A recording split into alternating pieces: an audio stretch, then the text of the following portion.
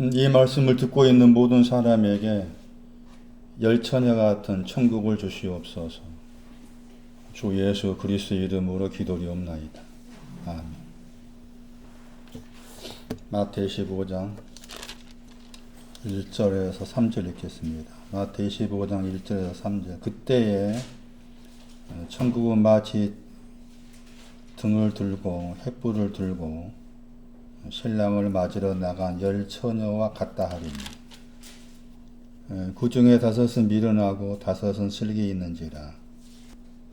미련한 자들은 등을 가지되 기름을 가지지 아니하고 슬기 있는 자들은 그릇에 기름을 담아 등과 함께 가져갔더니.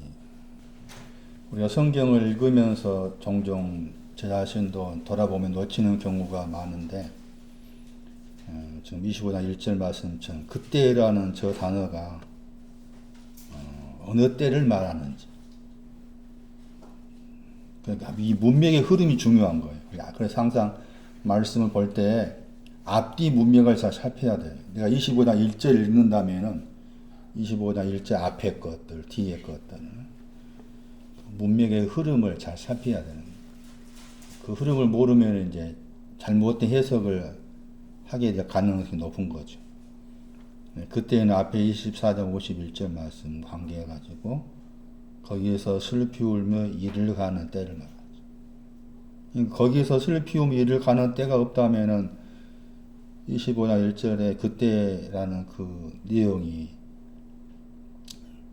천국을 말하는 것과 관계해서 말하고 있고 또 열처녀와 관계해서 말하고 있는 것입니까? 그러니까 열처녀는 거기서 슬피 울며 이를 간다 하는 그 배경을 가지고 있는 사람이죠. 천국도 마찬가지고 거기서 슬피 울며 이를 갈고 있는 그 배경을 삼아서 하늘때의 왕국이 나온 거잖아요. 이런 단어들의 의미가 중요하다. 그때란 단어, 앞뒤 문맥을 살펴봤을 때 연결해준 연결사라 할 수가 있는데, 뭐뭐 같다라는 저 표현은 닮게 만들어져 있다, 닮았다, 비유한단 말, 비유를 말하죠. 비유가. 천국을 열처녀로 비유하고 있는 거죠. 여기 25장 1절 전후로 살펴봤을 때 천국이 뭐냐, 천국에 들어간다 하면 천국에 들어가는 것이 뭐냐, 열처녀가 천국이라는 거죠. 열처녀가 천국이다. 열처녀가 천국이야. 천국은 열처녀 같다. 천국은 열처녀로 비유하고 있다.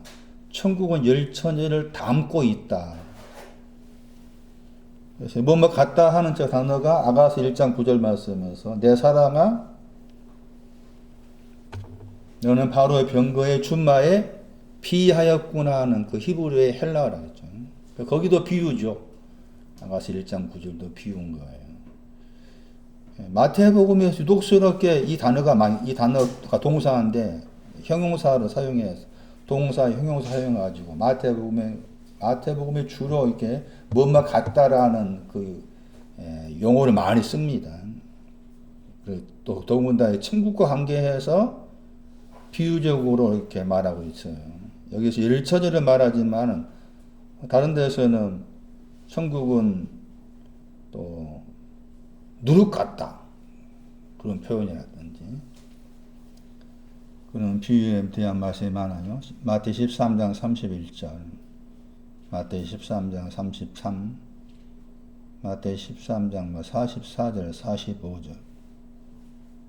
진주를 구하는 장사 같다라든지 마태 13장 47절, 52절. 마태 20장 1절 같은 경우에서는 집주인 사람이 포도원의 일꾼을 얻기 위해서 나간 것 관계에서 거기에도 그 비유가 많아죠. 그러니까 비유라는 개념을 잘 이해하셔야 돼요. 그러면 천국이라는 개념도 비유라는 거잖아요. 그러니까 공간의 개념으로 생각해서 안 된다. 천국을 비유로 말하고 있기 때문에 공간의 개념을 생각을 하지 마라. 일단은 천국이라는 하늘이라는 개념을 공간의 개념으로, 왕국이라는 개념을 공간의 개념으로 이해하기보다 어떤 신앙의 내용을 담고 있는 것으로 이해를 해야 되겠다. 하늘 그렸을 때 이제 히브리어의 하늘의 뜻이 있다겠죠. 뭐 우뚝 서다, 당당하다, 고결하다. 그 히브리어의 하늘의 뜻이 한다면 헬라어의 하늘의 뜻은 덮다, 덮이다, 커버, 에워싸다, 행복이 뜻도 있어요. 하늘이 뭐냐? 행복, 능력, 영원, 심지어는 이 스트롱이라는 사람이 쓴 사전에서 하늘을 복음으로 말해, 복음으로. 그러니까 왜 그 사람이 헬라어 히브리 정통한 사람이 우리가 지금 사용하고 있는 그 스트롱 사전인데 왜 그 사람이 하늘을 그렇게 복음으로 해석했을까? 행복을 해석했을까 했을 때 단지 개인의 생각에서 그 사전을 그렇게 만든 것이 아니에요. 그 헬라어 히브리어를 이제 사전으로 만들기까지 많은 고서적을 보고서 쓴 거예요. 이 사람 대단한 사람이에요. 왕국이라는 단어가 있어. 왕국이 단어가 어디서 왔는지. 왕이라는 단어에서 와서 왕. 다스리다. 그러니까 왕국 그러면 하나의 공간을 그냥 생각하기 쉬운데 단어가 왕이라는 단어에서 왔고 다스리다 의미가 있는 것이니까 공간의 개념이 아니란 이 단어 자체도 하늘도 그렇고 그건 자꾸 우리가 이제 하늘에 천국에 들어간다는 말을 많이 쓰다 보니까 천국의 개념을 공간의 개념을 생각해 어떤 공간에 들어갔다. 그리고 뭐 보면은 이제 전에 몰랐을 때는 이제 천국에 들어갔다라든지 천국에 갔다 온 사람이 간정에 대해서 그런 거라 했는데 지금 들어보면은 그게 다 개소리요. 에? 천국 그렇게 만들어있지 않아. 공간의 개념이 아니라는 틀을 깨야 돼. 공간에 천국에 들어간다 하는 것은 죽어서 간다. 그 사고방식이 여전히 남아있거든, 우리는. 나도 모르게 남아있어. 잘못 배운 것이 그대로 남아있다. 저도 속에 남아있어. 수없이 실험하면서 빼내야 돼. 이 경우 보세요. 바울이 셋째 하늘에 올라갔다. 야, 바울이 셋째 하늘에 올라갔어. 이거 무슨 경험인가? 셋째 하늘이 어떤 곳인가? 해가지고 이제 과학자 생각할 때 셋째 하늘은 이런 하늘을 하고서 따지잖아? 보세요. 셋째 하늘이 뭔가? 고린도후서 12장 나옵니다. 12장 2절 보세요. 고린도후서 12장 2절. 셋째 하늘에 이끌려 갔다겠죠? 셋째 하늘이 뭐예요? 셋째 하늘이 뭔가? 헤오스잖아요. 헤오스. 안 보여? 셋째 하늘 서쪽을 말해. 헤오스 안 보여? 찾았어? 안 찾았어? 셋째 하늘에 할 때 애가 헤오스잖아요. 헤오스. 응? 헤오스가 나오면 그거 알고 있어야지 머릿속에. 아침부터 책망이 나가는. 공부 열심히 하라고. 헤오스야 셋째 하늘은. 헤오스 그러면 서쪽 생각하지. 서쪽까지. 빛이 비추는 거. 그러니까 셋째 하늘 올라갔다니까 야, 그 경험 대단하다. 천만의 말씀. 나한테 빛이 비춰졌다는 거죠. 다시 하늘에 대한 보충 설명. 시편 89편 3절. 믿음입니다. 믿음. 의인은 믿음을 산다 할 때 그 믿음이 단어가 나와요. 시편 89편 3절에. 번역을 약간 다르게 믿음을 번역하지 않았을 거예요. 마태 6장 보세요. 이제. 지난주 설명드린 부분에 대한 보충 설명. 우리가 잘 알고 있는 성경 구절인데도 불구하고 잘 내용을 몰라요. 마태 6장 33절. 하나님의 왕국과 하나님의 의를 구하라 그랬죠. 구하라 하는 단어가 마태 7장에서는 찾다였죠. 찾으라죠. 마태 7장 7절 찾으라. 거기에서 먼저란 말로. 먼저가 뭘까 하는 거죠. 먼저 하나님의 왕국, 나라와 왕국과 하나님의 의를 찾아라. 너희들은 그랬어요. 사실 마태 5장, 6장, 7장에서 너희들은 제자들을 가리키지. 제자들을 가리킨다 생각. 제자들 너희들은 찾아라. 찾으면 그리하면 카이 그리하면 이 모든 건 너희에게 더해준다. 그 찾지 아니하면은 더해진 것이 없다 그 말이죠. 그래서 먼저라는 그 단어가 우리가 알고 있는 먼저 어떤 시간적인 개념에서 먼저를 말하느냐 아니면 이 단어도 신앙적 내용을 담고 있느냐는 거예요. 모든 단어가 신앙적 내용을 담고 있다고 봐야 돼요. 그런데 우리가 이제 저 자신도 그것을 자세히 성경 전체를 찾지 못하다 보니까 이제 해석하는 데 있어서 약간 오류가 생기는 부분이 있지만 이 먼저라는 단어는 나는 처음이요 마지막이다 나중이다 할 때 그때 그 단어와 연결된 단어입니다. 처음이고 나중이라 하실 때 그 처음과 연관된 단어.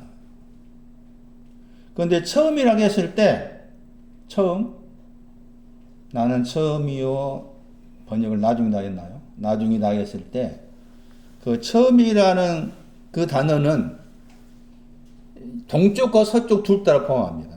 처음이라는 단어. 그리고 마지막이라는 단어도 동쪽과 서쪽 둘 다 포함합니다. 그러니까 동쪽과 서쪽을 말하실 때 그 내용은 나는 처음이고 마지막이다 하는 주님과도 관계돼요. 예수님 당신 자신이 나는 처음이고 나중이라고 했을 때 처음과 나중이라는 그 의미에 있어서 동쪽과 관계된 단어도 나오고 서쪽과 관계된 단어. 마지막 그 단어도 동쪽과 관계에 나오고 서쪽과 관계에 나옵니다. 그런데 이 단어는 먼저는 이 단어는 서쪽에 해당해요. 서쪽에. 너희는 먼저라고 했을 때 먼저라는 저 단어가 가리키는 의미가 신앙 의미를 담고 있는 단어인데 서쪽에 해당해요. 서쪽에. 마가 16장 9절입니다. 마가 16장 9절이 저 먼저라는 단어가 서쪽에 해당된다고 말해주는 단어가 나와요. 그러니까 이 하나님의 왕국과 하나님의 의를 먼저 구하라고 했을 때 하나님 왕국과 하나님의 의도 서쪽과 관계된 내용을 담고 있구나. 그렇게 이해를 하는 것이 필요해요. 마가 16장 9절 보세요. 첫날이라는 단어죠. 이제 먼저라는 단어 나오죠. 먼저. 거기 첫날이 나오고 먼저가 나오죠. 마가 16장 9절에. 먼저가 나오죠. 막달라 마리아에게 보이셨다 했어요. 먼저가 나오죠. 먼저. 그 먼저라는 그 단어가 가리키는 동사가 보이셨다죠. 제가 종종 그런 말을 했죠. 동사를 가지고 해석해야 되는 부분이 많다. 명사가 딱 명사적 의미, 명사가 나왔을 때 그 명사가 이런 내용이라고 딱 이렇게 규정지어 나올 때가 있지만 그러지 못할 때가 많아요. 그럴 때는 동사를 가지고 명사 의미를 설명해야 돼. 여기에서는 먼저라는 저 단어를 가리키는 것이 뭔가 하면은 뭐라고요? 번역을 보이시다겠죠? 먼저가 가리키는 단어가 보이시다죠. 그러니까 같이 마태 6장 33절 말씀에서 먼저 그의 왕국과 나라를 구하라고 했을 때 저 먼저가 가리키는 먼저 구하라는 하나님 왕국과 하나님 의가 뭐냐라고 했을 때 마가 16장 9절 말씀에 먼저가 가리키는 단어가 동사가 보이셨다 단어 보세요. 파이노 비추다죠. 다시 마태 24장 가보세요. 마태 24장 27절 보세요. 헤오스입니다. 헤오스. 그래서 마태 6장 33절 말씀에 먼저는 헤오스를 말합니다. 하나님 왕국도 헤오스를 가리키고 하나님 왕국이 또 헤오스를 가리키는 내용 구절이 있습니다. 하나님 의도 마찬가지고 하나님 의하고 하나님 왕국이 헤오스 서쪽에서 비추다 할 때와 관계에서 나타납니다. 그러니까 마태 6장 33절 말씀에 먼저라는 저 단어는 하나님 왕국, 하나님 의해 가지고 다 서쪽에서 비추는 것과 연관해서 말씀하고 있다. 그렇게 볼 수가 있어요. 그렇게 서쪽에서 비추는 거 있어야만이 그 위에 뭘 더한다겠죠. 더하는 신앙이 남쪽의 신앙이죠. 남쪽 북쪽의 신앙. 그렇게 이해를 하셔야 돼요. 마태 6장 33절. 잘못 알고 있는 부분입니다. 저 구절도. 정정을 해야 할 필요가 있어요. 다시 돌아오세요. 25장 1절에 대한 설명이에요. 처녀에 대한 설명입니다. 처녀. 신약 성경 말씀에서 처녀와 관계된 성경장이 마태 25장이고 고전 7장에도 처녀에 대한 이야기가 나옵니다. 그리고 잘 알고 있는 구절, 고린도후서 11장 2절 말씀에 한 남편에게 중매하려고 정죄라는 처녀가 나오죠. 계시록 14장 4절에도 14만 4천이 뭐냐? 시온산이라겠죠. 시온산 위에 서 있는 14만 4천을 처녀들로 말합니다. 처녀들. 14만 4천이 숫자의 개념이 아니죠. 숫자의 개념이 아니면서 숫자가 담고 있는 의미를 담고 있죠. 그러면서 거기서 말씀해서 처녀들로 말합니다. 그 처녀들인데 거기 14장 4절 말씀에 여자들과 함께 더럽히지 않는 처녀들 나옵니다. 여자들과 함께 더럽히지 않는 처녀들이 시온산에 서 있는 14만 4천이에요. 거기에서도 처녀가 나와요. 그러니까 처녀에 대한 내용이 중요한 거예요.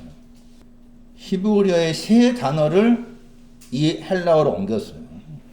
히브리어에서 세 단어의 처녀가 나오는데 그 단어를 헬라어로 옮겨 단어가 이 단어입니다. 그러니까 먼저 히브리어의 처녀가 단어를 이해를 하셔야 돼요. 첫 번째, 베툴라라는 단어가 있습니다. 제가 설명을 드리고 성경을 찾아볼게요. 베툴라라는 단어가 있는데 베툴라는 저 단어의 처녀의 단어의 뜻은 분리하다. 떨어져 있다, 분리하다. 두 번째는 나아라라는 단어입니다. 이 나아라, 이 단어는 두 번째 단어인데 이 단어도 처녀라는 단어에 사용되는데 이 단어의 뜻 가운데 높이 올라가다 내려가다 되어 있어요. 흔들리는 거죠. 높이 올라갈 때가 있고 또 마음이 신앙이 높이 올라갈 때가 있고 내려갈 때가 있고 그 의미가 나아라라는 단어의 처녀라는 단어의 뜻이에요. 높이 올라가다 내려가다 무슨 말이에요? 이게? 안정이 없는 것이고 동요하는 것이죠. 이게 처녀라는 단어 뜻이죠. 마지막 세 번째가 알마입니다. 알마. 처녀가 잉태하여 아들을 낳았다 할 때 그때 이 단어입니다. 알마. 소경의 뜻입니다. 알마라는 단어가 소경의 뜻이에요. 먼저 이 단어부터 알아야 돼. 처녀라고 했을 때 히브리어의 이 세 가지 단어 의미가 헬라로 옮겼다. 다시 정리하면은 분리하다. 떨어져 있어요. 내가 지금 하나님 앞에서 처녀의 심정이 되려면은 뭔가 내 안에서 분리가 되어 있어야 돼. 응? 여러분 스스로 살펴봐야 돼. 내가 내 안에서 분리된 것이 뭐냐고 말이야. 분리되어, 격리되어 있어. 영어로는 separate라는 단어 썼어요. 분리하다, 떨어져 있다. 사고 방식이나 가치관이나 마음이나 생각에 있어서 뭔가 분리된 그 무엇이 있어야 내가 지금 처녀구나. 제일 낮은 차원 처녀야 이게. 높이 올라갔다 내려갔다는 것은 누구나 있을 수 있는 부분이 있는 거예요. 소경이다. 이 처녀의 구약 성경 말씀에서 처녀의 모델은 이삭의 아내 리브가 에스더입니다. 에스더. 창세기 24장에서 16절 보세요. 소년을 보내겠죠. 이 단어가 나아라입니다. 읽을 때 나아라로 읽어요. 창세기 24장 16절에 그 소녀란 히브리의 헬라어 보세요. 이 헬라어가 지금 마태 25장 1절 말씀에 처녀라는 헬라어입니다. 그런데 이 단어가 아까 말씀드린 것처럼 높이 올라갔다 내려갔다 했잖아요. 이 단어가 이제 사용된 그 실리를 보니까 메뚜기와 연관합니다. 시편 109편 23절 말씀에 시편 109편 23절 말씀에 메뚜기와 관계해야 이 단어가 사용됐는데 메뚜기라는 그 동물이 올라갔다 내려갔다 하는 부분이 있으니까 그렇게 사용됐어요. 그리고 이 단어는 또 에스더스에 나옵니다. 소녀라는 저 단어는 처녀인데 에스더스 2장 2절 3절 4절 7절에서 9절까지 에스더와 또 관계된 에스더가 왕과 되기 전에 모여있는 그 처녀 할 때 이 단어가 사용됐어요. 여기서 리브가입니다. 그 다음 보세요. 처녀가 또 나오죠? 앞에는 소녀로 보이던 단어가 처녀다. 같은 구절에 처녀가 나오죠? 베툴라입니다. 이 단어 베툴라. 분리하다, 구별하다, 떨어져 있다. 그런 뜻이 드는 단어입니다. 거기 이제 이 처녀의 리브가의 신앙에 대한 설명이잖아요. 복이에 할 때 얼굴에 나누죠. 얼굴과 모양 할 때 그 얼굴에 나누죠. 아름답다 했죠. 아름답다, 선하다. 남자가 나오죠. 가까이 있다. 알지 못합니다. 남자를 알지 못합니다. 남자를 알지 못한 처녀입니다. 문자적 말씀이면서 상징적 말씀이죠. 이 남자 할 때 단어 보세요. 이시라는 단어죠. 이시. 시편 109편 16절하고 연관됩니다. 시편 109편 16절. 이 구절에서 좀 두 단어, 처녀와 연관된 두 단어가 나왔어요. 그 다음에 같은 리브가를 말할 때 또 이 리브가를 이 알마, 세 번째 해당된 그 처녀라는 단어에 알마를 썼어요. 그러니까 리브가가 히브리의 세 단어, 처녀의 세 단어를 다 가지고 있는 사람 리브가입니다. 24장 43절에. 이 알마는 이사야 7장 14절 말씀에 마리아와 연관해 사용 단어죠. 처녀가 잉태해야 할 때 그 단어입니다. 여기 창세기 24장 43절 말씀에서 청년 여자 번역했죠. 알마입니다. 이 단어 속에 소경이라는 단어다. 소경이라는 단어의 뜻이 되었다겠죠. 그래서 처녀의 모델은 리브가, 에스더 이해를 하셔야 돼요. 성경적으로 처녀의 모델은 리브가고 에스더다. 물론 마태 25장에 이제 슬기로운 처녀와 미련 처녀가 등장하지만 리브가의 이름의 뜻이 있다겠죠. 레베카. 영어의 레베카가 리브가입니다. 영어 보시면은 영어 이름 가운데 여자분이 레베카 이름 쓸 때가 있습니다. 그때 그 레베카가 리브가의 영어 번역입니다. 레베카. 창세기 24장 15절 말씀에 아름다움에 의한 족쇄 이런 뜻이 들어있습니다. 리브가 이름 속에 아름다움에 의한 족쇄. 얼마나 아름다웠던지 리브가만 쳐다보면 거기 족쇄 이런 족쇄가 되는 거예요. 족쇄. 그런 의미가 들어있어요. 이 레베카 이름 속에 족쇄. 그런데 그 족쇄라는 뜻 속에는 교수형이 또 있습니다. 교수형. 처녀가 나와 있는 리브가 예를 들었어요. 신앙적 의미를 담고 있는 내용 보겠습니다. 시편 보세요. 78편 63절.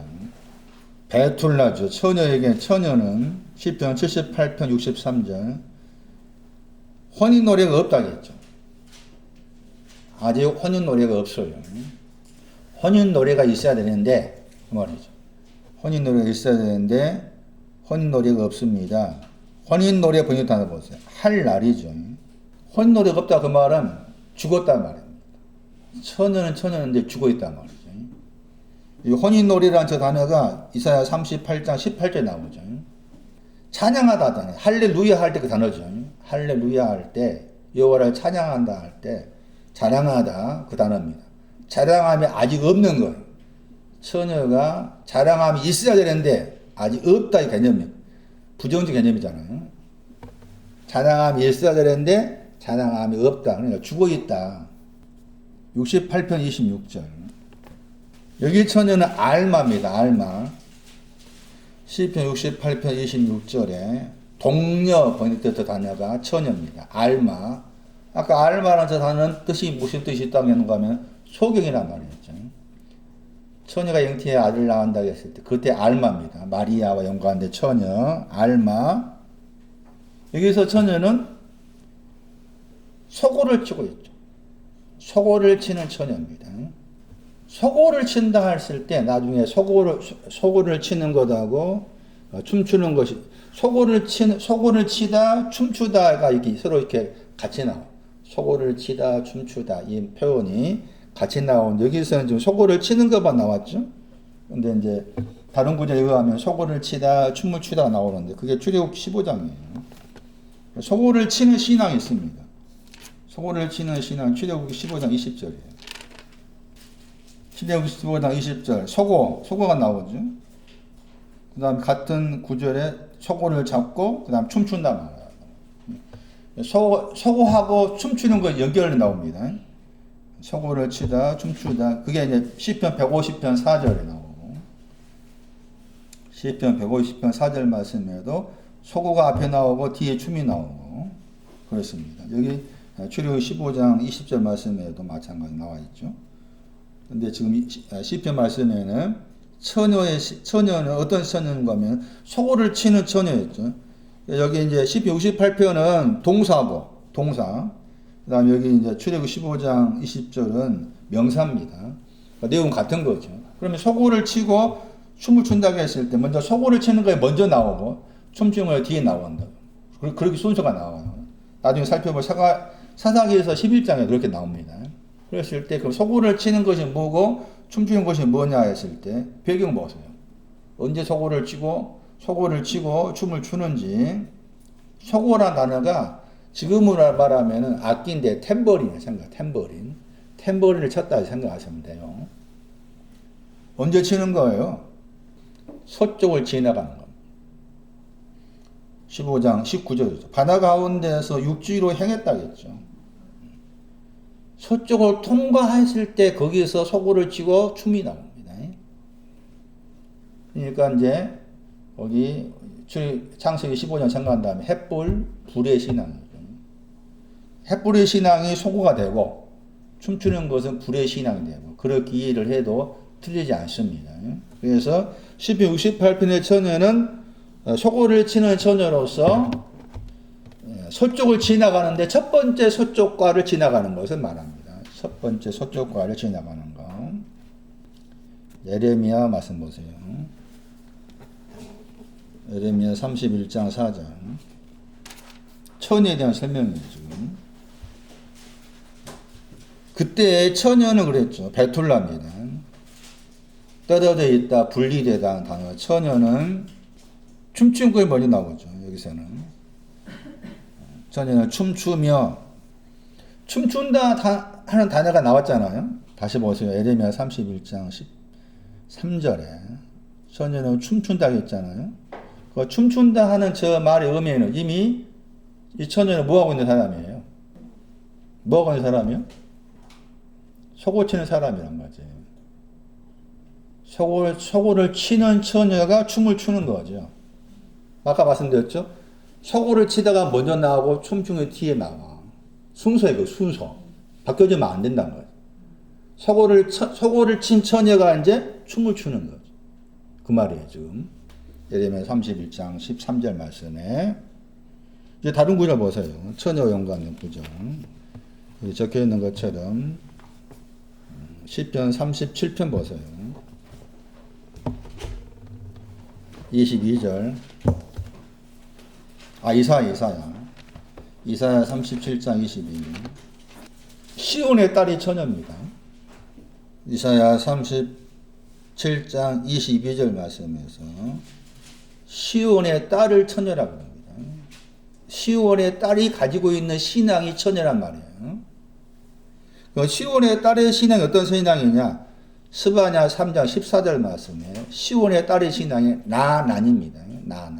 기뻐 외치다.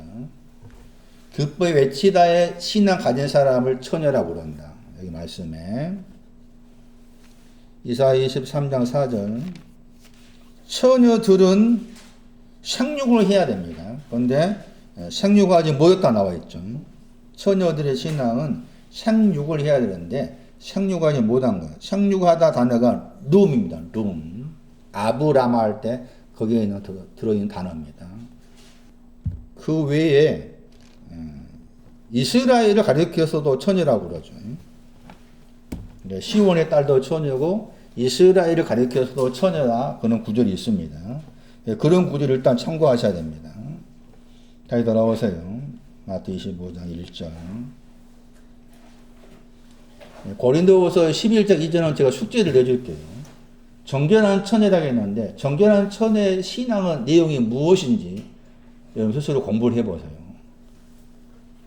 정결한 처녀를 중매한다고 했어요. 고린도후서 11장 2절 말씀. 거기에서 정결한 처녀라고 했을 때 정결한 처녀의 신앙의 내용이 무엇인지를 공부할 필요가 있습니다. 중매한다고 했고 중매한다. 제가 숙제로 내줄게요. 여러분에게.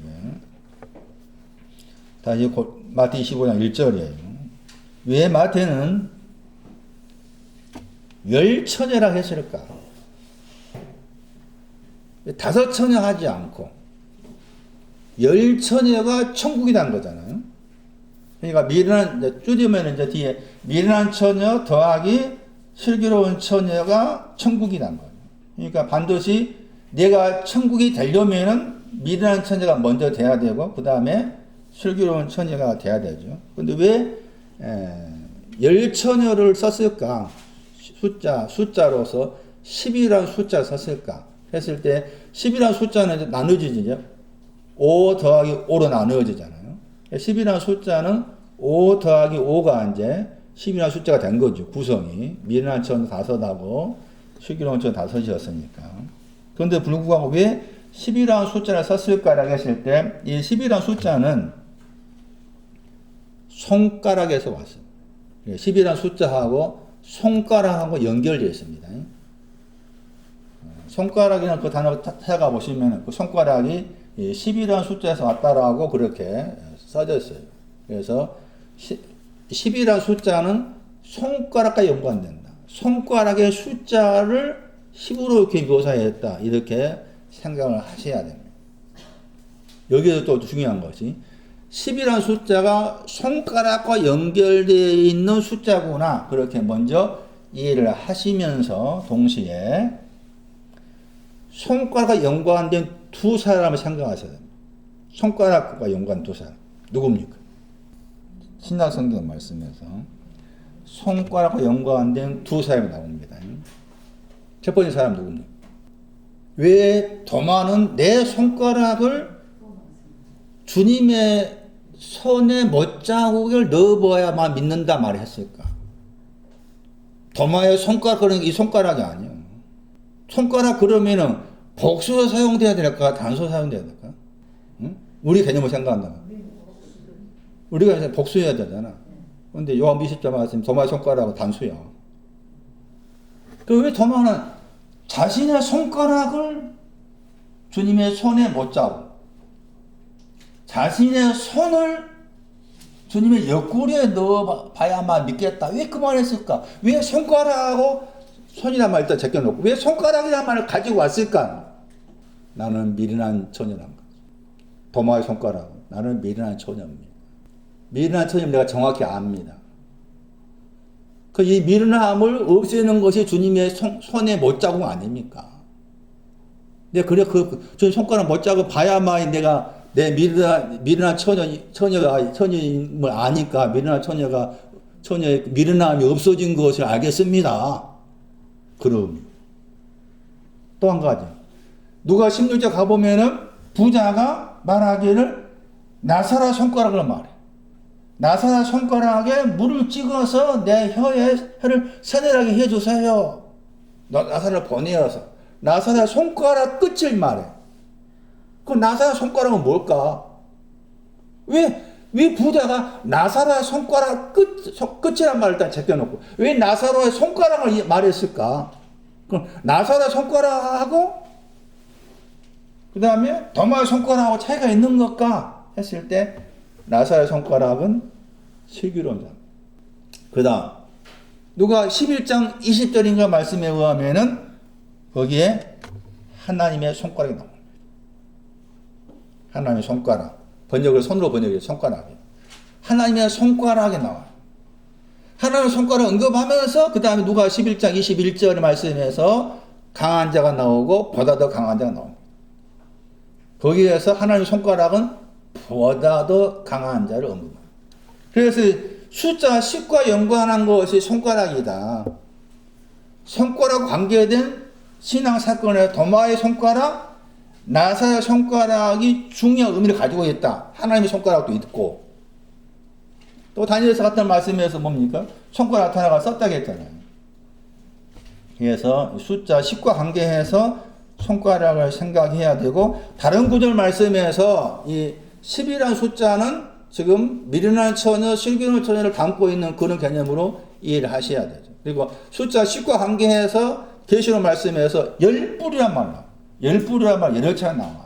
그래서 그 10뿔이 뭘까라고 했을 때 그 열불을 슬기로운 처녀, 미련한 처녀, 또 열불의 의미를 그냥 손가락으로 해석이 가능한 것이고, 그렇게 봐야 될 부분이 분명히 있는 거예요. 그래서 숫자 10이나 개념을 손가락과 관계해서 이해를 할 필요가 있겠다 하는 것도 참고할 필요가 있습니다. 자, 그 다음 보세요. 등이 횃불이라고 했죠. 횃불. 횃불로 바꿔 번역해야 됩니다. 횃불을 들었다 한 단어입니다. 횃불을 들고라는 단어입니다. 들고라는 단어의 기본형이 남바노죠. 들고 번역했죠. 영어 번역은 요즘 그런 말 보통 사용하죠. 테이크아웃 들어보셨죠? 테이크아웃. 제가 개인적으로 제 개인적 이야기입니다. 성향. 제일 꼴보기 싫은 사람 그런 사람입니다. 들고 다니는 사람. 제일 속에 나도 모르게 모르겠어. 이유를 모르겠어. 제일 꼴보기 싫어. 이거 들고 왜 다니는지 과시하는 것 같아.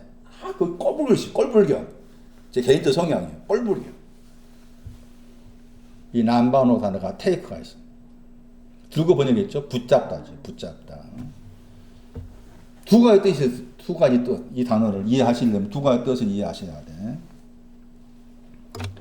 붙잡다 하는 저 단어는 보다 더 능동적인 단어 자체가 보다 더 능동적인 개념으로서 붙잡다가 있고, 그 다음에 보다 더 수동적인 개념으로서는 영접하다.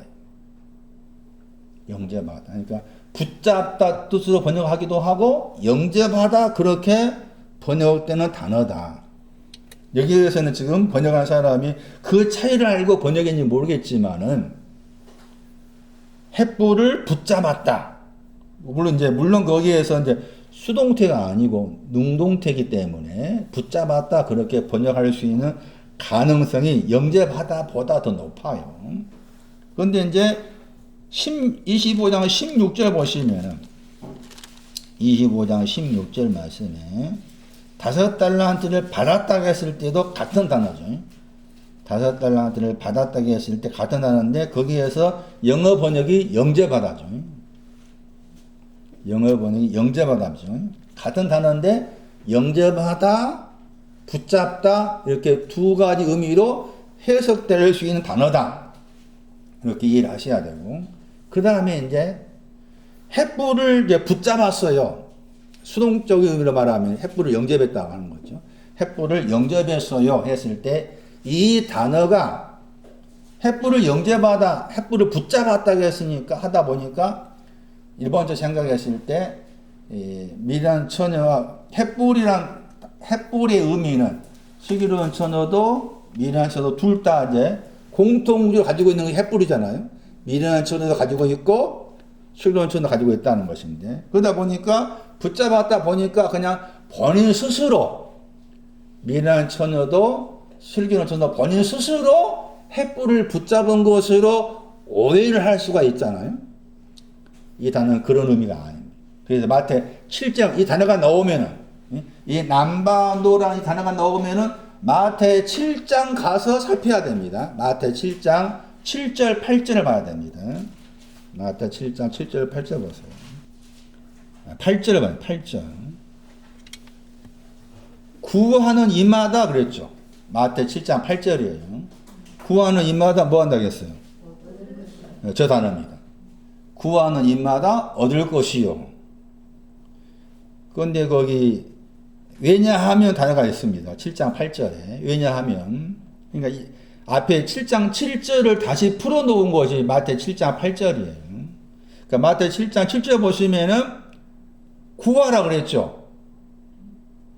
마태 7장 7절에 구하라 그랬죠. 구하라 그런 다음에 구하면 뭐 한다고 했어요? 구하라 그러면 뭐 한다고요? 마태 7장 7절에. 눈 크게 뜨고 봐. 마태 7장 7절에 구하면 뭐 한다고? 준다고 했잖아. 준다. 에? 그러고 나서 7장 8절 보세요. 구하라고 했죠. 같은 단어죠. 7장 7절에 아이테오입니다. 7장 7절은 구하면 주신다고 했어요. 7장 8절은 구하면 뭐 한다고? 얻는다는 말 뭐예요? 주신 것을 영접한 거예요. 에? 7장 7절은 구하면 준다고 했잖아. 그리고 7장 8절 말씀에서 7장 7절 주실 것이다 단어가 미래 시제예요. 미래 시제. 시제가 미래. 구하면은 구하는 것은 지금 구하는 거예요. 지금 구해라. 그러면은 나중에 준다는 말이에요. 그리고 7장 8절 말씀에서 구하는 것은 지금 구하고 있으면은 얻는다, 영접한다, 그것도 영어번이 영접한다잖아요? 영접한다 했을 때 시제가 뭐예요? 현재형이야.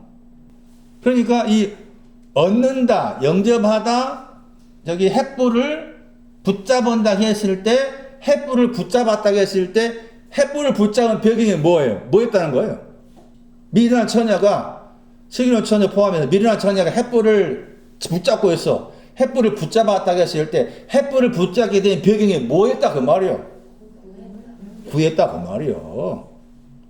구하지 않고는 붙잡을 수 없어. 구하지 않고는 영접할 수 없어. 그러니까 구했더니 주셨어. 주신 것을 붙잡은 거다 그 말이야. 그러니까 구했더니 주셨다. 주신 것을 붙잡았다. 주신 것을 영접했다.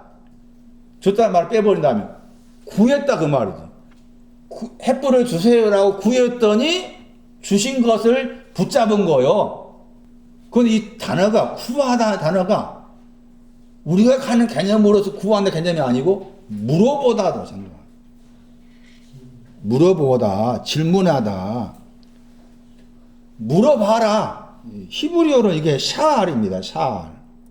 아이테오라는 저 단어의 히브리어가 샤알인데 여기 시편의 말씀에 내게 구하라 하는 그 구절이 있어요. 시편 2편 7절인가 말씀에 샤알인데 질문하다요. 질문하다, 물어보다, 물어봐라. 그럼 줄 거다. 주면은 이제 영접할 거다 했을 때 누구한테 한 말인가? 너희지 않아요. 제자들한테 한 말, 제자들에게. 그러니까 구할 수 있는 여건은 지금 제자들 어떤 사람이었어요? 주님의 산에 앉아 계시는데 산도 육가 올라온 사람이요. 내 마음이 지금 내가 먹고 사는 일에 빠져 있으면 내 마음 산이 아니야. 에? 우리가 알고 있는 먹고 사는 거기에 내 마음이 다 잡혀 있으면 내 마음은 산에 못 가 있어.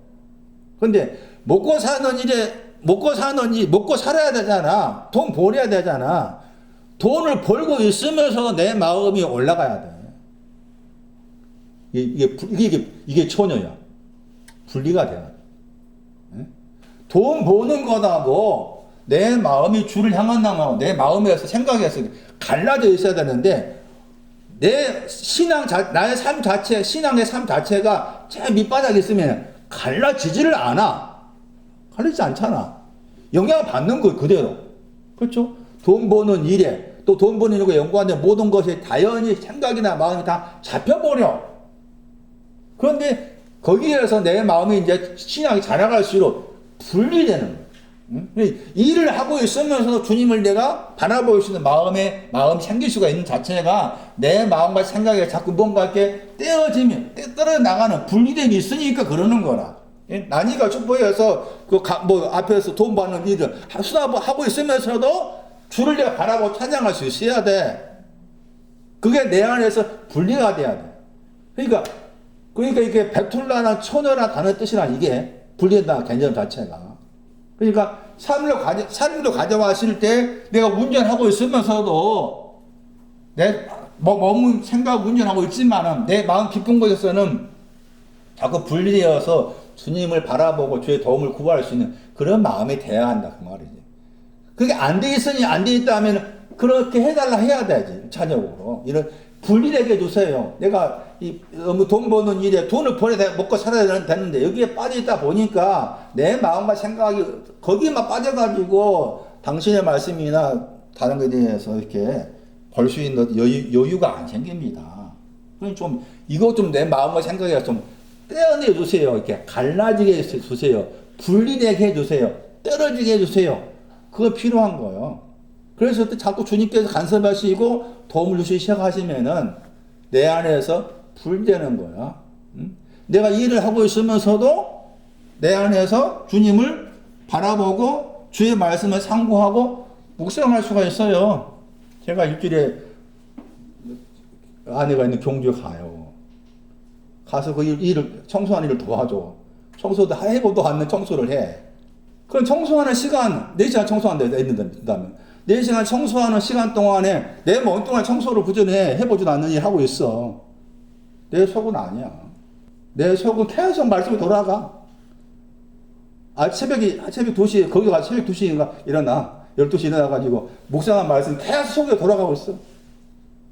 그랬다니까, 삶이란 게. 돈 버는 일이고, 내 속은 당신의 말씀이 계속 묵상하실 만큼 내 마음 자체가 생각이 분리돼 간다고 말해. 해야 한다, 그 말이지. 그런데 이제 일반적으로 그게 안 돼. 거기 묶여 있으니까 안 되는 거예요. 그러니까 이 베툴라라는 단어가 말하는 의미가 세퍼레이트, 분리시키다, 떼어내다는 굉장히 중요한 거예요. 마음과 생각에서 떼어내는 것들, 그 작업이 반드시 있어야 된다는 것인데, 그래서 여기 말씀 가운데서 너희라고 했고 다시 보세요. 마태 7장 7절에 구한다 했잖아요. 질문한다 했죠. 구하라. 아이테오나 구하다, 질문하다. 너희 중에서 이제 구하는 이가 나오죠. 7장 8절에 구하는 이마다 그랬죠. 저 사람 누군가 보세요. 너희 중에서 구하는 사람, 너희들한테 구해라, 준다고 주실 것이다 했는데, 그 너희란 사람이 이제 12명, 제자 12명 생각한다면 12명한테 그냥 말했어요. 말했는데 12명 가운데 12명 다 구하는 것이 아니고, 그 말이죠. 12명 가운데 다 구하는 것이 아니고 구하는 사람이 나와. 그 사람이 이제 7장 8절 말씀에 헬러로 파스잖아, 파스. 이 파스라는 단어는 이제 모든이나 뜻이 들어있지만은, 그런데 여기서는 지금 앞에 말씀이어서 이 파스에 해당되는 사람이 나와. 그 사람이 5장 22절. 형제를 향해서 노한 사람이죠. 5장 22절에. 형제에게 노하는 자마다 그랬죠. 형제에게 노하고 있는 사람이, 이 사람이 구하고 있단 말이에요. 그 다음에 28절, 5장 28절. 우리 번역으로 여자를 보고 뭐하는 사람이에요? 음욕을 보는 자마저 파스했죠. 이 사람이 구하는 거예요. 예? 구하는 사람이. 파스에 해당되는 사람, 5장 22절, 5장 28절, 5장 32절, 여기에 해당되는 사람이 구하라 하는 저기에 끌려서 구하게 되었고, 구하게 되니까 지금 얻게 되었다 하는 거예요. 그래서 마태 25장 말씀에 횃불을 붙잡았다고 했을 때, 붙잡았다는 그 배경이 구했더니 주신 것을 붙잡았다게 되는 거지. 구했더니 횃불을 주세요라고 어디서 구했어? 어디서 구했어? 횃불을 주시라고 어디서 구했어? 25장 1절에 횃불을 주시라고 어디서 구했어? 어디서 구했어? 일을 가는 거, 실 피우는 거 뒤에야. 실 피우는 것은 저기 지혜로운 사람 하는 것이고, 일을 갈면서 구한 거. 일을 가면서. 예? 일을 가는 것이 뭔지 알아서 거기서 구한 거예요. 횃불 주세요. 그랬더니 횃불을 주신 것은 이제 받은 거예요. 그 받은 것을 붙잡았다 한 거잖아요. 그것이 횃불을 붙잡았다. 일을 갈면서 일을 가는 거기에서 구했더니 횃불이 왔고, 횃불이 온 것을 붙잡았다. 자, 다시 보세요. 저는 이 단어가 나오면은 이 구절을 해석을 해야 되겠다 생각이 들어요. 우리가 잘 아는 구절이고, 저도 몇 번 해석했는데, 오늘 드린 말씀으로 전에 해석했던 것을 좀 지우고, 오늘 드린 말씀으로, 이 구절이 이런 뜻이구나 이렇게 이해를 하시기 바랍니다. 요한복음 1장 12절이에요. 요한복음 1장 12절. 횃불을 들었다 하는 단어가 나와 있는 구절이에요. 요한복음 1장 12절 보세요. 이 구절 해석하기가 쉽지 않아요. 쉽지 않았는데, 저는 어떻게 해석했는가 잘 기억이 안 납니다만, 오늘 드린 말씀으로 요한복음 1장 12절 말씀을 이렇게 해석할 수 있겠다 하는 거예요. 요한복음 1장 12절 영제받아죠. 다시 보세요. 마태 25장 1절. 횃불을 들었다. 같은 단어죠. 가증나는데 지금 요한복음 1장 12절 말씀에서는 영접하다 번역한 거예요. 보다 더 수동적인 개념으로서는 영접하다, 능동적 개념으로서는 붙잡았다. 그런데 이 단어가 나오면 어디 가라? 마태 7장 가라. 뭐 했더니? 그 말입니다. 자, 그러면 보세요, 이제. 오늘 지금도 그렇게 하고 있는 교회가 있어요. 영접 기도 들어보셨죠? 주님을 영접하는 기도 들어보셨어요? 안 들어봤어요? 안 들어봤어? 지금도 해. 순복음 교회 같은데, 지금도 해. 39살 일어서라고 영접 기도 합니다 해가지고, 나를 따라와서 하세요. 예수님 나를 위해 죽었습니다. 뭐 했습니다? 내가 영접합니다. 마다 틀려. 철저히 틀린 거야, 그것은. 본인 자신이 뭐 하는 거예요? 산에 올라가 제자로 돼야 되고, 그 다음에 뭐 해야 돼, 그 사람이. 그 사람이 구하는 거예요. 본인이 구하는 거예요. 이 단어는. 예? 본인이 구하는 거예요. 그러니까 7장 8절 가야 돼. 영접했다가. 요한복음 1장 12절 말씀은 다 이게 속아 넘어가. 다 보면은 말 것도 없어. 다 많아. 응? 영접하는 사람 많아. 그런데 거기 또 많이 모여. 이상해. 이상해. 내가 영접한 것이 아니야. 구해야 돼. 구해서 주신 것을 받은 거니까. 구하라 주실 것이다. 현재 구한 사람이 받는다는 거예요. 이렇게 순서가. 구해서 주신 것을 받았다, 영접했다 하는 거예요. 자, 다시 보세요. 그래서 이 요한복음 1장 12절 말씀에 영접한다고 했을 때 영접하는 기도가 아니다.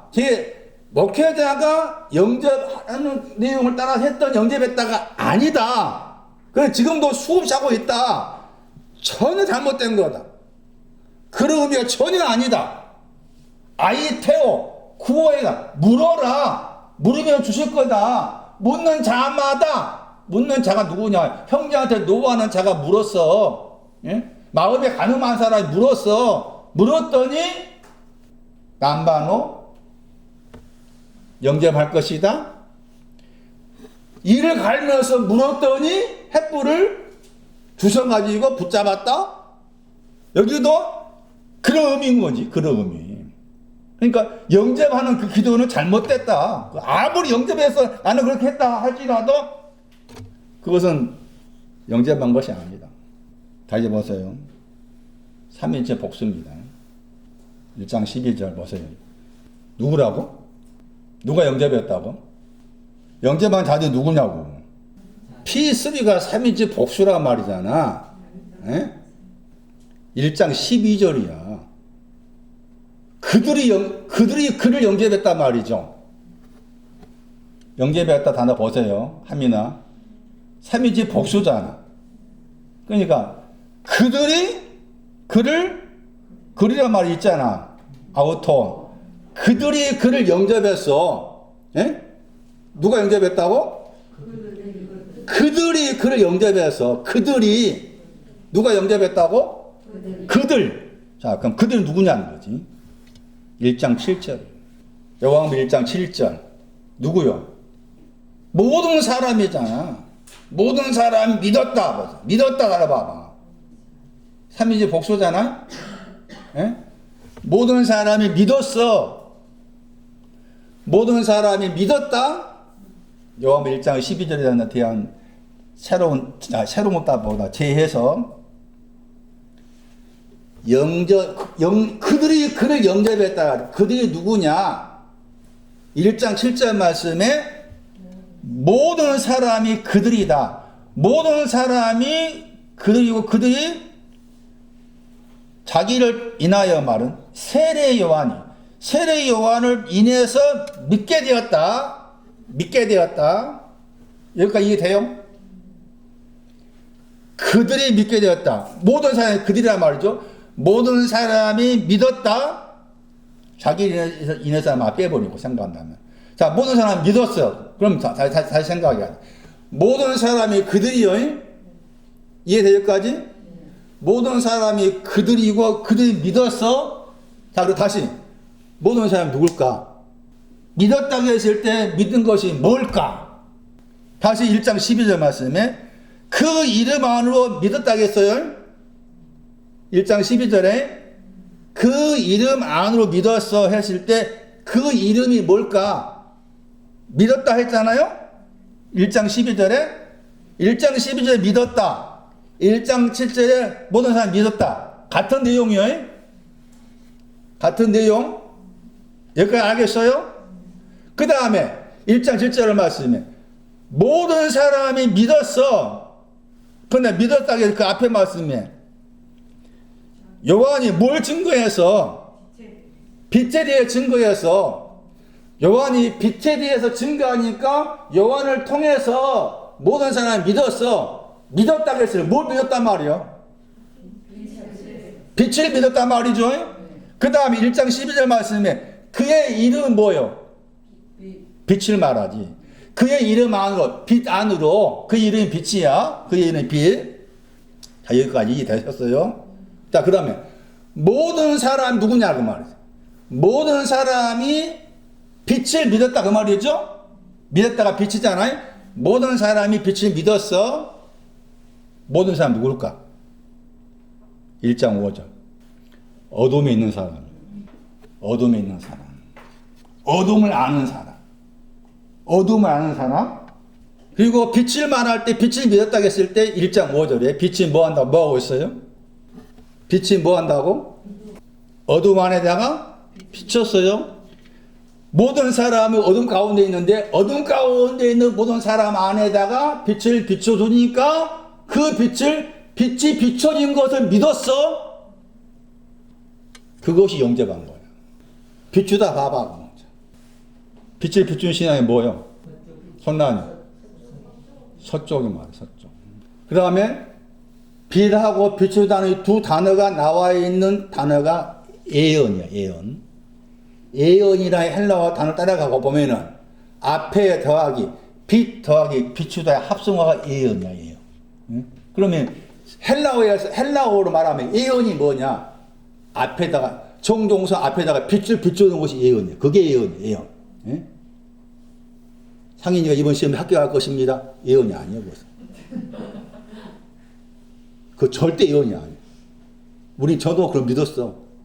아, 민준이가 뭐 된다 하더라고. 할성이는 못 된다 하고. 아니요. 몰랐을 때는 그렇게 헤맸지만 아니요.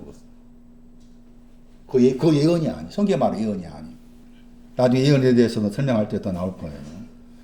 자, 다시. 그러니까 그들이 그를 영접했다고 했을 때 그를 영접할 때 그분이 빛을 비춰준 그분이죠. 그러니까 이름 안으로 믿음할 때 이름도 빛과 관계된 이름인 거예요. 그러면은 영접한 내용이 뭐예요? 이제 요약하면은 서쪽이잖아요. 빛이 비춰진 거. 빛이 비춰진 거, 빛이 비춰진 영접했어요. 자, 다시 보세요, 이제. 1장 12절 말씀이 어려운 게, 자, 이제 와 제가 보니까 어렵더라. 전에는 쉽게 생각했는데 그런 거 아니에요. 영접한 거다고, 자, 생각해봐. 영접한 거다고 하나님의 자녀가 되는 권세를 주신 거다고 같은 것이냐? 에? 생각. 별개의 것이냐? 별개의 것이 한다면은 하나님의 자녀가 되는 권세를 주셨다고 했을 때 자녀가 되는 권세는 뭘까 하는 거야. 다시 보세요, 이제. 그가 주셨다고 했죠, 이제. 영접하다는 3일째 복수잖아? 요한복음 1장 12절. 주셨다 했을 때 주신 것은 3위 단수잖아요? 그가 주신 거예요. 그는 누굴까? 여기 요한복음 말씀 이것도 1장 이거 참 쉽지 않아요. 1장 5절하고 1장 5절에 빛하고 1장 9절에도 빛이 나오잖아요. 1장 9절에 빛 보세요. 거기 무슨 빛이라고 했어요? 참 빛이라고 했잖아요. 1장 5절은 무슨 빛이요? 그냥 빛이잖아요. 참 빛하고 빛하고 차이가 있을까 없을까? 차이가 있으니까 이렇게 붙여놓은 거지. 차이가 없으면 뭐로 붙여놔? 그 다음에 참빛이라는 동사 보세요. 동사 보세요. 5461이잖아요. 포티조요. 1장 5절 말씀에 동사 보세요. 파이노잖아요. 달라. 그러면은 1장 5절의 빛보다 1장 9절의 빛이 높다는 거지. 1장 9절의 빛이 신앙의 끝을 말해. 그러면은 1장 12절 말씀에서 그가 주셨다 해서 그는 1장 9절에 참 빛이신 예수 그리스도, 참 빛이신 하나님께서 주셨다 그 말이에요. 누구에게? 그 번역 안 했잖아요. 그들이잖아요. 그들이 주셔서 그들이 누구예요?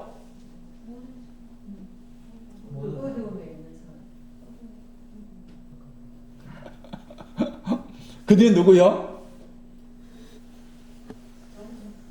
영접한 그들이에요. 영접한 그들. 그러니까 다르다는 그 말이에요. 영접, 참 빛을 서쪽을 영접해서 영접한 그들에게 그 말. 영접한 그들에게 하나님의 뭐? 자녀가 된다 말이 중요해. 자녀가 되는 권세를 주셨어요. 자녀가 된다고 했잖아요. 제가 이 구절에 대해서 다시 보면서 속은 것이 자녀라는 저 용어하고 아들이라는 저 용어의 개념을 제안해서 아들이라는 개념은 뭔가 더 장성하고 좀 뭔가 힘이 있고 이렇게 생각하고 자녀라는 저 단어는 뭔가 더 아들보다 더 왜소하고 뭔가 아직 어리고 이렇게 제안해서 저도 모르게 그런 생각을 많이 했다고 생각하고 있어요. 그래 그런 생각하고 이 구절 보니까 하나님의 자녀라는 개념이 그냥 아직도 좀 젖을 먹었다, 젖 먹고 난다, 젖을 떼었다 할지라도 여전히 어리고 이렇게 생각을 하고서 보니까 이 구절 지금까지 제가 오해를 한 거야. 오해. 잘못된 해석을 한 거잖아. 그런데 대다하는 저 단어가 하나님의 자녀의 신앙이 무엇인가를 알려주는 거야. 권세가 대다한 단어가 권세야. 되는 것이 권세고 되는 것이 하나님의 자녀예요. 누구한테? 그들한테 하겠잖아요. 이미 하나님의 빛이 비춰진 그들에게 자녀가 되는 권세. 되다. 1장 3절 봐봐. 지은 바 되었다. 지었다. 된 것이 3번 나오잖아요. 1장 3절에. 1장 3절에. 그 가운데에서 hen이라는 단어 나오죠. hen. 하나가 나오잖아. 예? 하나가 나오죠. 되다가 하나님의 자녀가 되었다 할 때 그 자녀가 되다 hen입니다. hen. 자녀가 되는 권세가 하나됨을 말하. 하나됨. 그래서 빛이 비춰진 것은 영접이고 자녀가 되는 권세는 hen을 말한 거예요. 그렇게 나누어서 해석해야 마땅하다. 그 이유가 1장 13절 하나님께로부터 났다. 이 용어입니다. 하나님께로부터 난 것이다. 하나님께로부터 났다 그 말 자녀가 되는 권세는 하나님의 자녀가 되는 권세는 하나님께로부터 난 것이다. 하나님께로부터 난 것이다. 하나님의 자녀가 되는 권세는 하나님께로부터 난 것이다. 하나님께로부터 고린도후서 5장 1절. 하나님께로부터 고린도후서 5장 1절. 하나님께로부터 하늘에 있는 영원한 지으신 집이란 말이에요. 건축이란 말이에요. 하늘 안에 있는 영원한 건축이 하나님께로부터. 하나님께로부터 용어가 별로 많이 나오지 않은 용어입니다. 하나님께로부터 에크. 그러면 고린도후서 5장 1절 말씀에서 하늘들 안에 있는 영원한 손으로 지은 것이 아닌 영원한 건축의 집, 그게 4장 17절 말씀에 지극히 크고 영원한 영광에 충한 것이에요. 4장 17절 말씀. 4장 17절에 이 신앙도 하나됨. 그래서 요한복음 1장 12절을 13절 연결지어서 생각해야 되고 12절 말씀도 영접하는 그들하고 자녀가 되는 권세를 준 것하고 별개의 것으로 이해를 하셔야 되겠다. 그리고 하나님의 자녀라는 저 용어와 관계된 성경 구절이 로마서 8장 16절이죠. 로마서 8장 16절 말씀에 하나님의 자녀와 관계된 표현이 나와요. 그 구절도 요한복음 1장 12절 말씀을 이해하는데 보탬이 돼야 되겠다. 로마서 8장 12절 보세요. 하나님의 자녀들 그랬죠. 로마서 8장 16절. 우리는 하나님의 자녀들이다 그랬죠. 하나님의 자녀들이다. 로마서 8장 16절에 그 하나님의 자녀들이 어떤 사람이냐? 영이 나옵니다. 우리가 지금 바울을 포함한 사람이에요. 영이 나오죠. 우리의 그 영, 그 다음에 그 영. 그 영이라면 두 번 나오죠. 8장 16절. 그 영은 이제 성령과 연관된 것이고, 우리에 속한 사람한테 있는 그 영은 요한일서 5장 6절 이하 말씀에서 증거하는 진리로서 그 영을 말하죠. 그 영을 더불어 증거하신다고 했을 때, 우리의 그 영은 앞에 구절로 말하면, 8장 15절로 말하면, 아버지라 부르는 영입니다. 우리의 그 영은 아버지라 부르는 것이 우리의 그 영이에요. 그래서 그 영이 아버지라 부르짖고 있는 그 영에게로 함께 증거한다. 그래서 하나님 자녀다. 그리고 8장 17절 말씀에 자녀는 후사다. 상속자다. 자녀의 신앙이 상속자임을 말씀해 주고 있는 구절이에요. 자, 그래서 요한복음 1장 12절 말씀에 영접하다 하는 저 단어가 말하는 내용을 다시 정의하면은 그를 영접했다고 했을 때, 이 그는 빛을 비추시는 그분, 그의 이름 안으로, 이름도 빛을 말합니다. 이름의 단어가 인격에 또 들어있으니까 빛을 비춰주신 인격 안으로 믿는 자들, 믿는다 하는 저 단어가 1장 7절에 나왔기 때문에 1장 12절 말씀에서 이름 안으로 믿는 것은 빛을 비춰주는 것을 믿는 것을 말한다. 영접하는 것은 서쪽을 해당돼 빛을 비춰주는 걸 말하지만은 참 빛이신 그분께서 그들에게 빛을 비춰준 그들에게 하나님의 자녀가 되는 권세를 주셨다고 했을 때 자녀가 되는 권세를 받는 것은 다르다. 1장 5절 3절 말씀에서 되다 하는 저 단어가 행을 가리키기 때문에 자녀가 되는 권세는 하나님과 하나됨을 가리키는 내용이다. 돌아오세요. 횃불에 대한 설명이에요. 계시록 8장 10절이에요. 횃불은 불타다, 타고 있다. 계시록 8장 10절. 타고 있는 것은 꺼진다. 횃불은 타고 있다. 계시록 8장 10절 말씀에 횃불이 나오죠.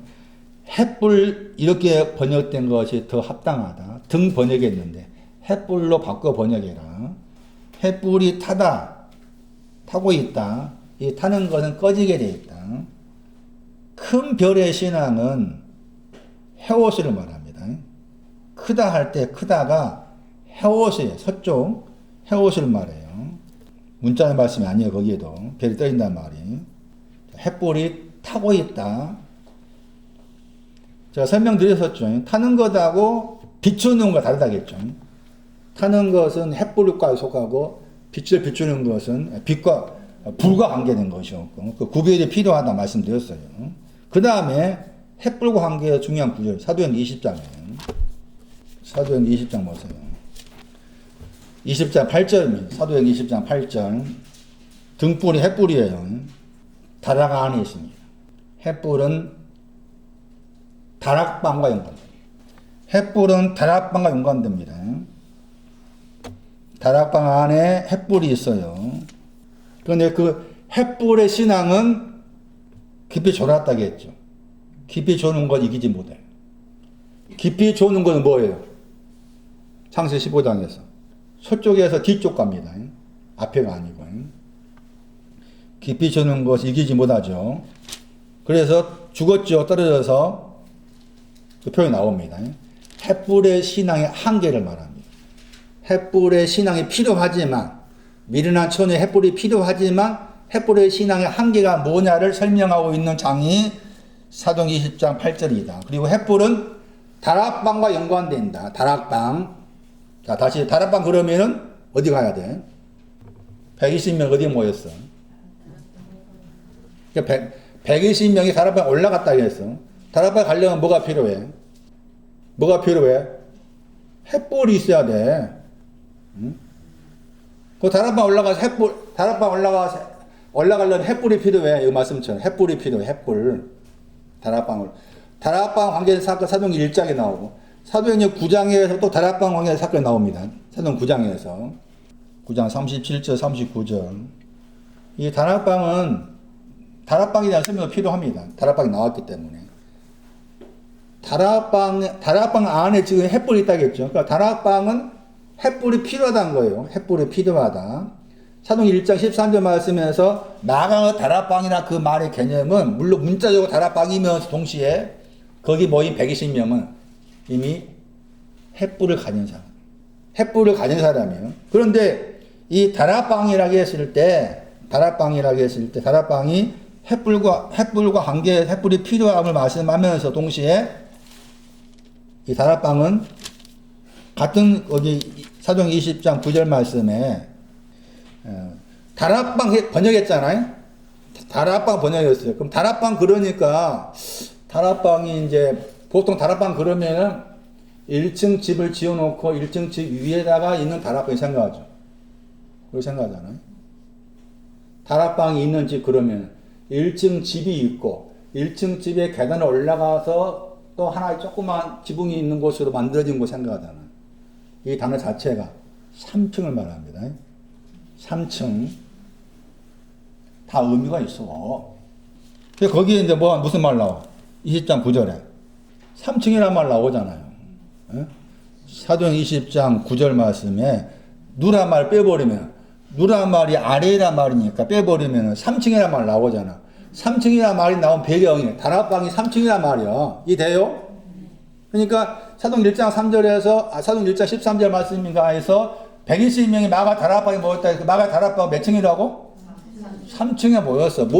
다락방에 모인 사람 어떤 신앙 온 사람이라고? 이미 횃불이 온 사람이요. 온 사람이 그 다락방에 모여서 기도했잖아. 뭘 기도했을까? 거의 이제 표현에 의하면 성령 받기 위해 기도했다 하잖아요. 그 성령 받는 게 뭘까? 그 말이지. 또 생각해 보면 3층이니까. 응? 다락방에 3층에 올라가려면 횃불이 필요하고 사도행전 9장에서는 씻어야 돼. 씻어서 올라갔다 그랬어. 다락방에. 그러니까 씻는 것하고 횃불과 연관돼. 씻는 것이 횃불이고 횃불이 씻는다 이렇게 해도 틀리지 않아. 그런데 다락방 자체가 3층이니까 3층에 대한 기도야. 따지면 다락방이 3층이니까 3층에 대한 기도가 마가 다락방의 기도다 생각하면 돼. 3층에 대한 기도. 3층 보세요. 3층이라고 했잖아요. 20장 9절. 설명했었죠? 3층이 뭐예요? 요한일서 5장 8절 더하기 지붕의 합성어예요. 요한일서 5장 8절이 3이잖아. 3. 그 영과 그 물과 그 피. 그 차이도 알아야 돼. 그 영과 그 물과 그 피 더하기 지붕의 합성어가 3층이야. 응? 그러니까 마가 다락방에서 기도했다고 했을 때 이제 표현이 뭐 성령 받기 기도했다라고 한다면은 성령 받는 것이 뭐냐? 그 영과 그 물과 그 피 더하기 지붕에 대한. 지붕이라고 했을 때 누가 7장 말씀에서 백부장이 지붕 가지고 있었어요. 그러면 내 지붕 아래로 들어오시는 거 감당할 수 없단 말 했잖아요. 그 지붕이란 그 단어가 문자적 말씀이며 지붕이면서 동시에 상징적 말씀이다. 그 단어가 가리키는 상징적 말씀이 동사야, 동사. 모든 것을 뭐 하는 것은? 고린도서 13장 7절의 지붕이라. 찾아보세요. 3층이 뭐냐? 그 영과 그 물과 그 피에다가 더하기 지붕이라는 단어인데 지붕이라는 단어의 상징적 의미가 동사로 말하고 있다. 고린도서 13장 7절이다. 모든 것은 뭐 한다고 했어요? 참으며 저 단어입니다. 저 단어가 지붕이나 단어의 동사예요. 그러니까 지붕은 모든 것을 참는 거예요. 모든 걸 참는다. 이 단어 자체의 뜻이 있습니다. 물이 안팎으로 들어오는 것을 막기 위해서 빈틈이 없이 덮여 있다 뜻입니다. 단어가. 그러니까 지붕이라는 그 단어가 말하는 의미가 이 단어입니다. 지붕이 뭐냐 했을 때 물이 안팎으로 들어오는 곳을 막기 위해서 빈틈이 없이 덮었다. 뭐 지금 같은 표현으로 말하면 옥상에 지금도 우리가 뭐 잘했다 하지 뭐 또 비질을 하고 있잖아. 이게 진짜 열받아요. 비 오면 열받을 일이 많아. 참는다가 개념. 모든 걸 참은다 했잖아요. 그러면 또 이제 생각해서 모든 걸 참으라 그러니까 그냥 표진용이가 내 마음 아프게 하면 참아야 되고 또 두 아들이 내 마음 아프게 하면 참아야 되고 그거 아니에요. 참지 마. 화가 나고 화를 내야 돼. 그것은 생활에 대한 거 필요 없어. 화날 때 화내야 돼. 모든 것이 뭐예요? 뭐가 모든 것이라고 했어? 많이 했잖아. 판타. 어디 가야 돼? 모든 것은. 고든 1장 27절 28절이 모든 것이야. 에? 고든 1장 27절 28절 말씀 세상에 뭐 또 나왔잖아. 그게 모든 것이야. 그 모든 것이 내 안에 오기까지 참고 있는 그게 그 지붕이라. 그 지붕이란 말이지. 고든 1장 27절 28절 말씀이 내가 떼는 것이 지붕이라. 그런 개념이요. 그래서 다락방은 이 3층과 연관된다. 다락방은. 에레미야서 말씀에 의하면은, 에레미야서 적혀있는 거 보겠네. 에레미야서 말씀에 의하면은, 그 다락방에 뭐가 없다 했는가 하면은, 공평이 없다고 그랬어. 공평이 있어야 되는데, 공평이 없다. 그런 표현도 다락방 관계에서 이해하셔야 돼요. 다락방과 관계에서 에레미야서 그 말씀도 이해를 할 필요가 있겠다. 에레미야서 22장 13절이에요. 다락방 관계에서 사도행 1장도 집에 가서 한번 보시고 사도행전 9장 37절 39절 전후의 말씀에서 살펴보셔야 됩니다. 그리고 말씀을 드렸던 것처럼 다락방이라는 그 단어 자체가 아파트로 말하면 3층에 해당이 된다. 3층에 해당이 된다. 그 3층과 연관된 것이 사도행전 20장 9절 말씀에서 3 더하기 지붕의 합성어가 3층이다. 3 더하기 지붕의 합성어가 3층이다. 제가 창세기 6장 16절 말씀도 3층과 연관해서 설명드린 기억이 있습니다. 그것도 참고할 필요가 있겠지만은 이 헬라어로 말하는 이 단어가 더 세밀하게 말을 하고 있어요. 횃불에 대한 설명이 되겠죠. 사사기에서 봐서 봐야 됩니다. 횃불. 사사기에서 15장. 횃불의 사용처입니다. 횃불이 사용되는 경우. 사도행전 20장은 횃불의 한계를 말하고 사사기에서 15장은 횃불을 사용하는데 횃불을 사용할 때가 있더라. 횃불이 어떻게 사용되는가에 대한 설명입니다. 사사기에서 15장 4절이에요. 4절. 회의 단어가 횃불입니다.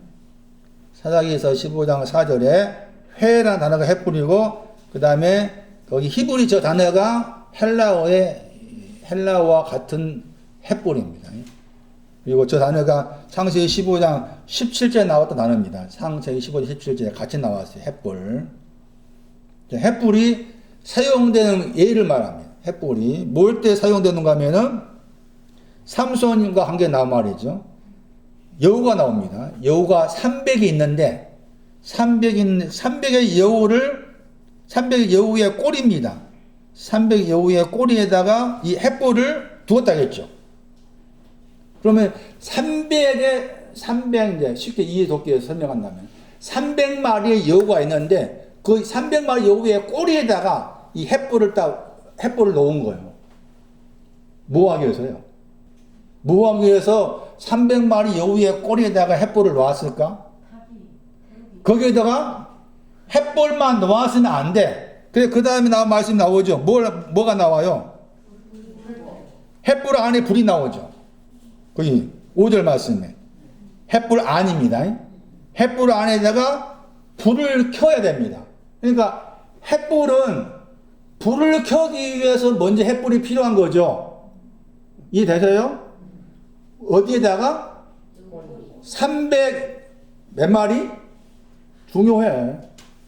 300마리의 여우의 꼬리에다가 횃불을 놓았는데 횃불을 놓은 이유가 거기다 이제 불을 지피는 거예요. 불을 지펴서 그것을 정리하기 위해서죠. 그러니까 불을 지피지 아니하면은 햇불만 있으면 어떻게 돼? 꺼져버리잖아. 그러니까 1차적으로는 300마리의 여우를 잡기 위해서 햇불이 사용된다 하는 것이죠. 그런데 사용되지만은 불이 없으면은 300마리 여우를 잡을 수 없다 그 말이죠. 300마리 여우를 잡기 위해서 햇불이 필요하지만 완전히 잡으려면 거기에다가 불이 더해져 가지고 300마리 여우의 꼬리를 없애야 되는 것인데 햇불만 가지고는 안 된다. 그렇지만은 햇불은 300마리 여우의 꼬리를 잡기 위해서는 햇불이 필요하다 그 말이에요. 여우가 선지자는 말. 에스겔 13장 4절.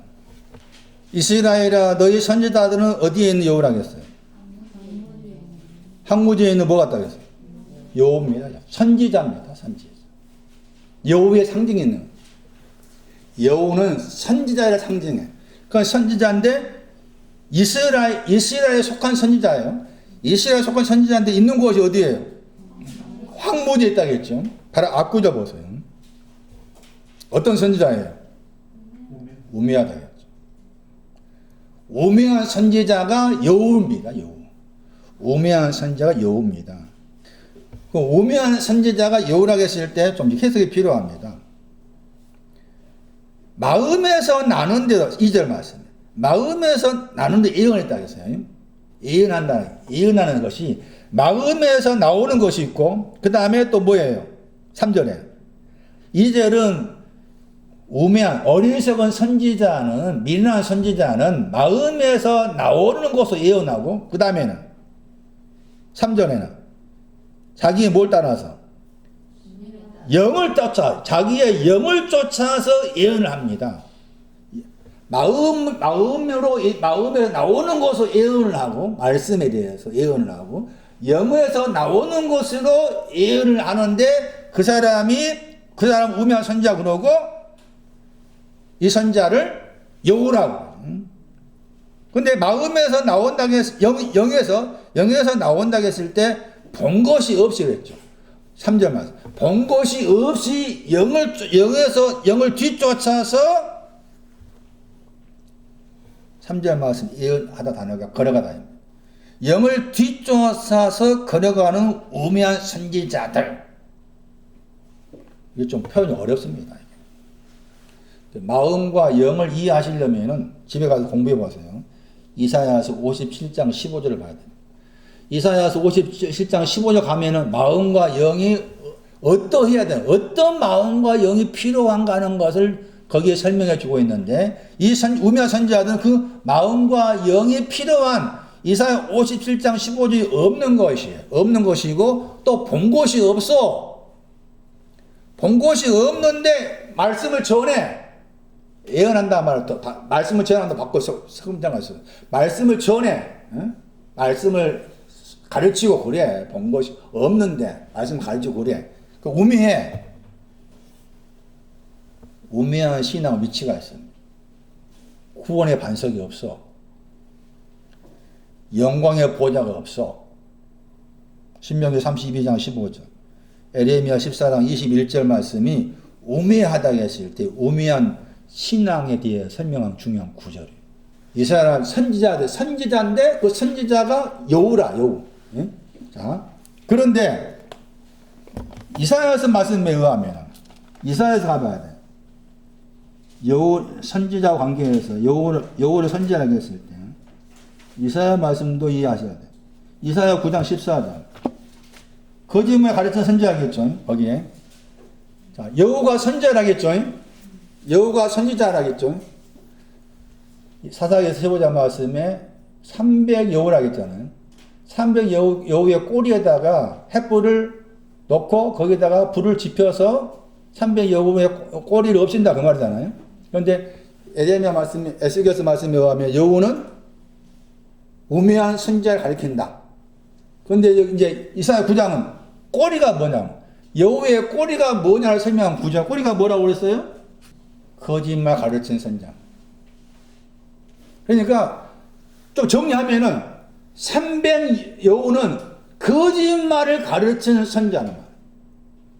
거짓말을 가르치는 선지자에게 횃불을 놓고 불을 지펴서 그것을 내 안에서 정리하는 거예요. 분별하는 거예요. 분별하는 걸 말해. 그러니까 지금 저 목회자가 지금 거짓말 가르치는 목회자인가 아닌가를 분별하는 것을 말한 것과 연관된 구절이 알 수가 있어요.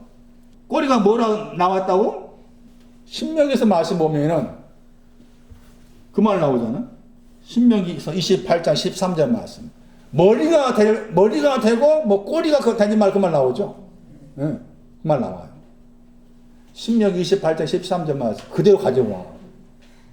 머리 된다니까. 서울대 학교하고. 그래 꼴되지 않는 그 말이 아니요. 성경은 그렇게밖에 이해 못해. 에? 돌아버리겠어. 그렇게 많은 사람들 보면 가까이 있잖아. 에? 문과산 집 앞에 있는 사람들. 그렇게 많은 사람들이야. 나 그 사람 보면 돌아버리겠어. 뭐 씨가 꼬리는 거짓말 가르쳐. 그 목사님 거짓말 목회자다 거짓말 안 가르치 그런 거 가르칩니까? 거짓말 가르치는 게 뭐예요? 시편 32편 8절이에요. 시편 32편 8절이 거짓말을 가르친다의 반대말이에요. 그러니까 시편 32편 8절이 없는 것이 그게 거짓말이야. 예? 시편 32편 8절이 없는 것이 거짓말 가르치는 선지자라. 자기는 뭐 한다 하지만은 그게 아니라 시편 32편 8절 보세요. 300의 여우의 꼬리 보이고 번역 때 가르친다. 보이고 가르치다. 그러니까 너의 갈 길이다 했잖아요. 너의 갈 길을 이 가르치다 앞에 번역 때 단어가 있죠. 가르치다. 샤칼. 좀 들어보셨을 거예요. 샤칼. 이사야 52장 13절. 지혜롭게 행하다. 지혜롭게 행하다. 그러니까 가르치다 번역다 단어 다르게 번역하면은 지혜롭게 행하다 번역할 수가 있고, 그 다음에 보이고가 가르치다. 보이고 영어 단어 보세요. 가르치다잖아요. 그 내용이 뭔가 하면은 갈 길에 대한 거죠. 응? 갈 길에 대해서 가르친다. 갈 길에 대해서. 너가 가야 될 길. 너가 가야 될 길이 뭐예요? 너가 가야 된다 단어가 하나님과 동행한다 할 때 그 단어입니다.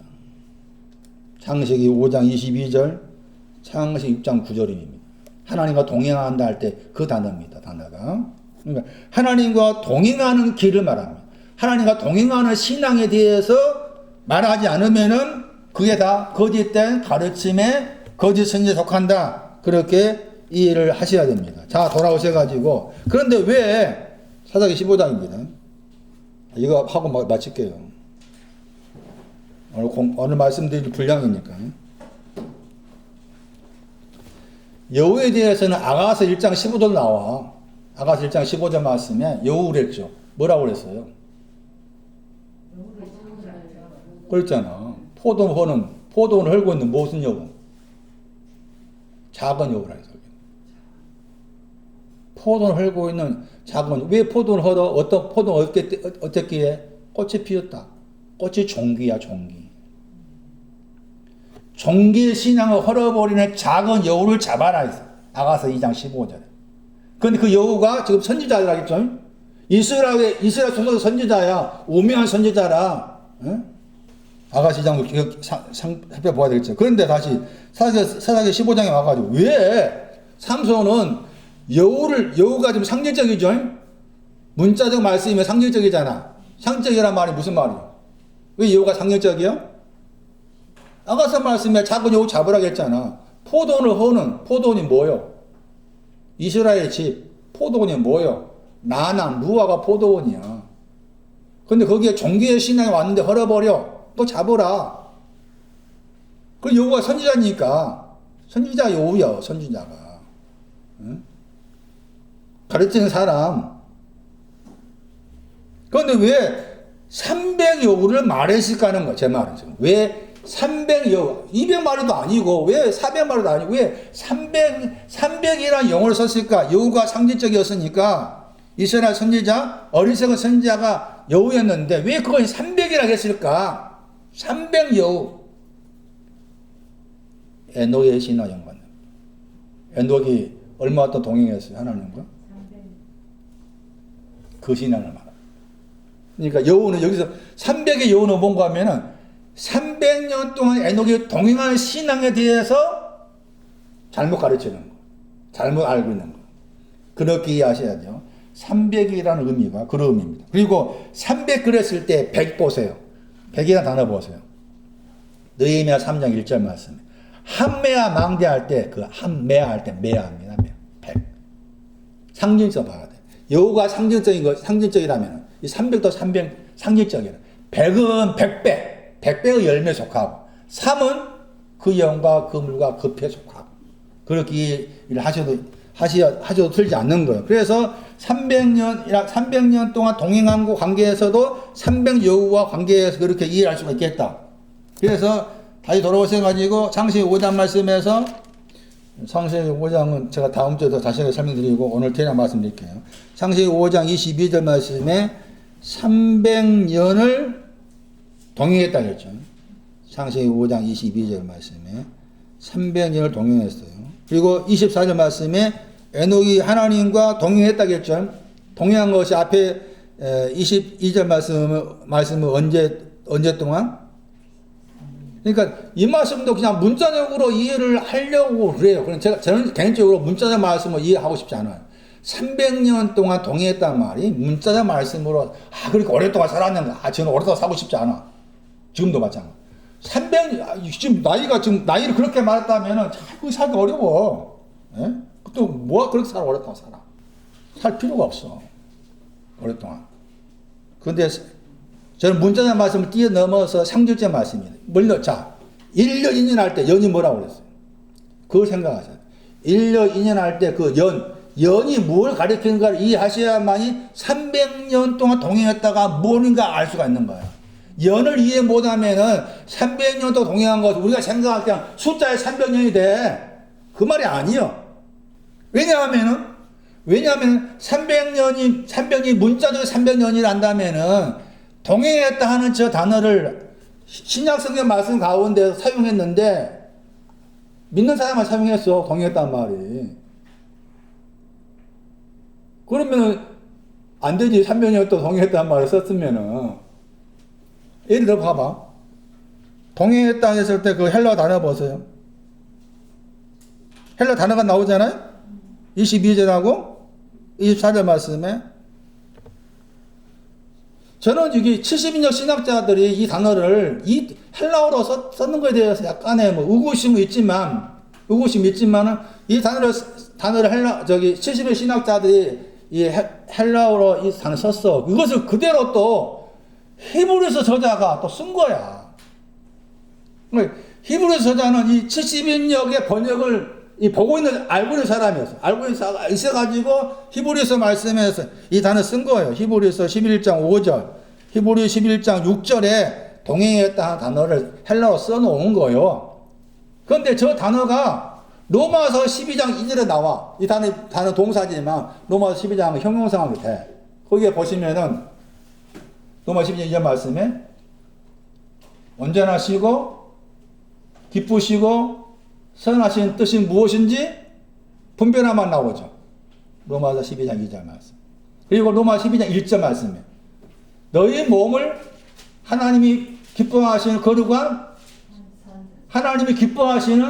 거룩한 산 제사로 드리라. 하나님이 기뻐하신다 나오죠.